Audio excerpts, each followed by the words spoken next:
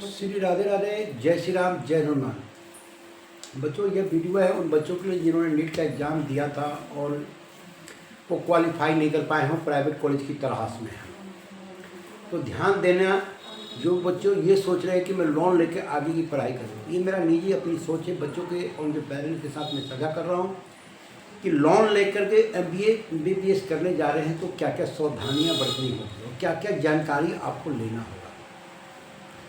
पहली बात ये नोट कर ले कि भारत के अंदर में अगर कोई प्राइवेट मेडिकल कॉलेज बोलता है कि मेरे पास 40 से 50 लाख रुपए में आपको मैं MBBS करा दूंगा, तो इस यहाँ तक है सरासर झूठ हो सकता है कि 40-50 लाख के बाद आपको बहुत सारे ऐसे हाइडन मनी का डिमांड होगा, जैसे कि लाइब्रेरी फीस हो गया या फिर मेंटेनेंस नाम का फीस हो गया या फिर आपको स्कूल कॉलेज को रिलेटेड लेकर के डेवलपमेंट फीस हो गए या फिर आपको यूनिफॉर्म का फीस, ये सारे लेकर भारत में 40-50 लाख में मेडिकल होना पॉसिबल नहीं है। कम से कम अगर वो 40-50 लाख बोला तो आपने 20 लाख पे जोड़ ले, तब आप मेडिकल कर पाएंगे। उसके अलावा अगर आप लोन लेते हैं तो 70 से 80 लाख रुपये खर्चा करते हैं। कल 5 साल के बाद अगर आप MBBS करके निकलते भी हैं प्राइवेट मेडिकल कॉलेज में, अगर आपका बैकग्राउंड मेडिकल साइड से नहीं है तो आपको इस लाइन के अंदर में आगे बढ़ने में, यानी इसको बोलते हैं विकास करने में, काफ़ी समय लग सकता है। अगर आपके घर में कोई डॉक्टर MBBS नहीं है, कोई आपके प्राइवेट हॉस्पिटल से कॉन्टैक्ट नहीं है, तो नई नई सर्विस 5 साल करने के बाद 5 साल तो आपको इस लाइन पे लग जाएगा।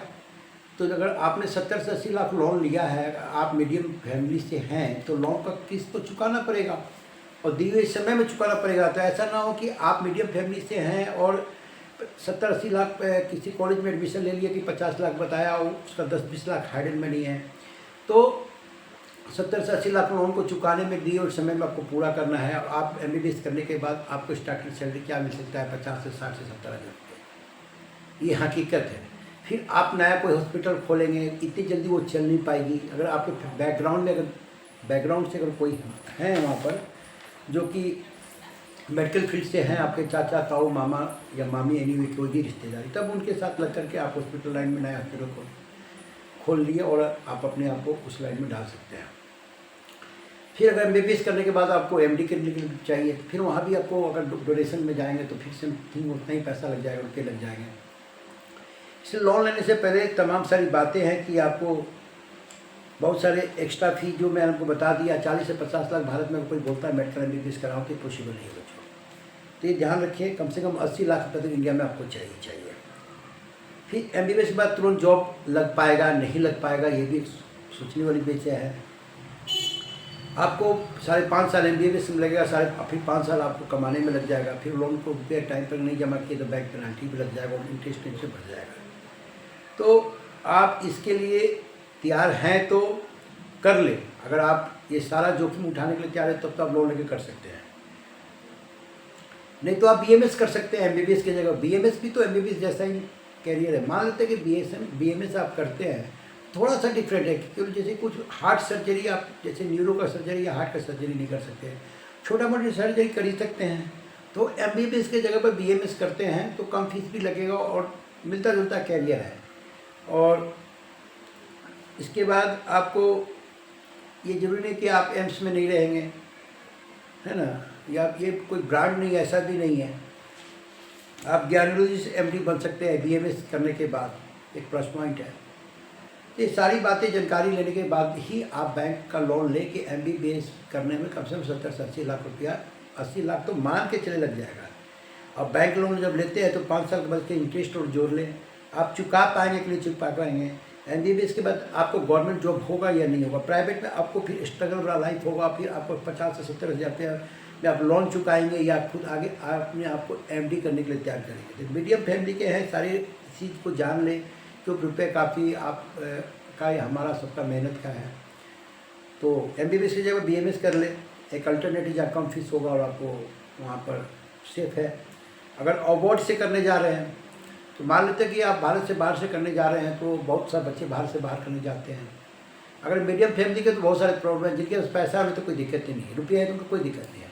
तो भारत के बाहर अगर हम जाते हैं तो वहाँ फीस तो कम लगती है कुछ, लेकिन उसका एक्स्ट्रा वहाँ बहुत सारी फीस लग जाते हैं बच्चों, जैसे कि वहाँ पर आपको 5 साल 5.5 में आने जाने का खर्चा आप जोड़ लें, कम से कम रूस से अब इंडिया आते तो 25,000 आपको टिकट का लग सकता है, तो वो खर्चा जोड़ लें। उसके अलावा वहाँ पर रहने और खाने का खर्चा भारत की अपेक्षा ज़्यादा है। भारत की अपेक्षा अवार्ड में MBBS करने जाते हैं तो रहने और खाने का खर्चा ज़्यादा है, और तब आप जब सब जोड़ेंगे तो वहाँ भी लगभग इतना ही हो जाता है। और साथ में मुश्किल क्या है कि आप बाहर से अवार्ड से अगर MBBS करते हैं तो आपको FMC या नेस्ट का एग्ज़ाम इंडिया में देना होगा। अगर आप पास करते हैं तभी आप भारत में प्रैक्टिस कर सकते हैं।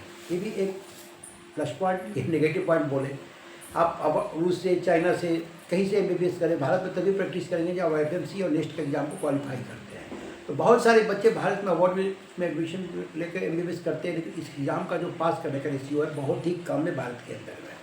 तो ये भी एक आप जान लें तभी अवार्ड जाए। ये जानकारी उन पेरेंट्स, माता पिताओं के लिए जो लोन लेके अपने बच्चों को MBBS कराने के लिए सोच रहे हैं। MBBS पर 80 लाख रुपए लगा कर प्राइवेट से MBBS करते हैं, और भारत में क्या चुनी के गवर्नमेंट जॉब से लग जाएगी, नहीं लगी तो प्राइवेट जॉब में प्रैक्टिस करके कब तक आगे बढ़ेगा।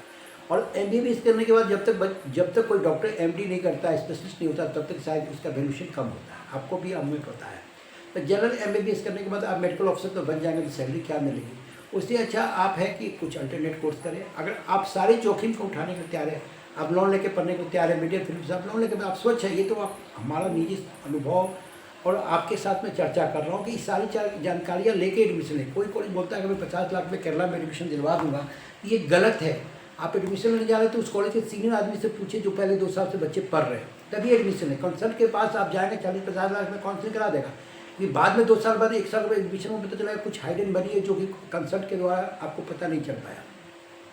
तो कॉलेज में एडमिशन लेते हैं तो वहाँ पे कुछ सीनियर बैच पढ़ रहा है, उनसे पहले जाकर ऑन ग्राउंड मिले कि भैया बच्चे क्या फीस में आप आए थे और उसके बाद कितने खर्चा एक्स्ट्रा ऑर्डिनरी भर गया, तो बच्चे शायद आपको सही, वो विद्यार्थी को सही बता पाए। तो यहीं पर वीडियो को मैं विराम देता हूँ। लोन लेना है आप अपने रिस्क पर लें, लोन लेकर MBBS कराते हैं अपने रिस्क में बच्चों को कराएं।